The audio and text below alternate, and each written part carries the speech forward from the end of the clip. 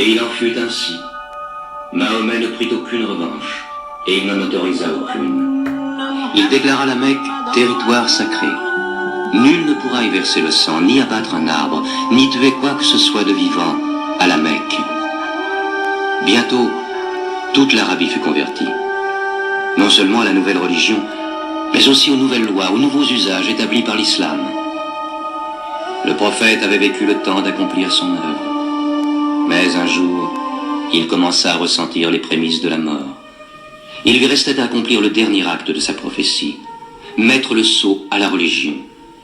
Il rassembla son peuple, et pour la dernière fois, il lui adressa le message de soumission à Dieu et de l'humanité à l'homme. Ô peuple, écoute, car je ne sais si je pourrai y revenir l'an prochain. Tu partageras ta nourriture avec celui qui n'en a point. Tu le vêtiras comme tu es vêtu.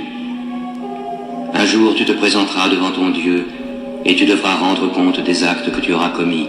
Ô vous tous qui êtes présents, faites parvenir ce message aux absents. Vous descendez tous d'Adam, et le plus digne de vous auprès de Dieu est celui qui le craint le plus. Réfléchissez profondément à ce que je viens de dire. Que toutes vos querelles soient abolies. Tous les musulmans sont frères. Entre musulmans, il ne doit exister ni race, ni tribu. Les biens d'un frère sont inviolables, sauf de son bon gré. Ne sois ni oppresseur, ni opprimé. Ô peuple, je ne suis qu'un homme. L'ange de la mort m'apparaîtra sans doute bientôt, et la mort m'étreindra. Mais j'ai laissé auprès de vous le livre de Dieu, le Coran, et la conduite de son prophète.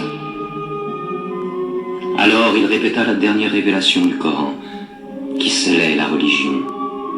Non les paroles de Mahomet, mais la parole de Dieu. Ce jour, j'ai parachevé votre religion, j'ai terminé ma mission auprès de vous, et je vous ai choisi l'islam pour religion.